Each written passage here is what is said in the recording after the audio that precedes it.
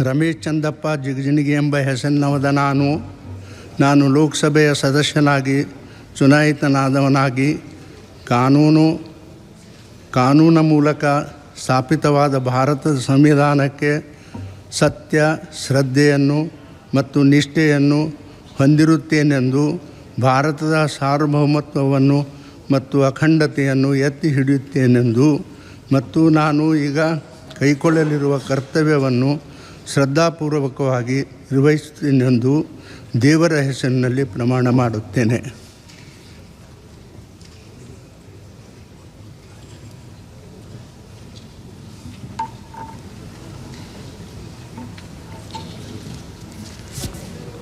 Shri Radhakrishna.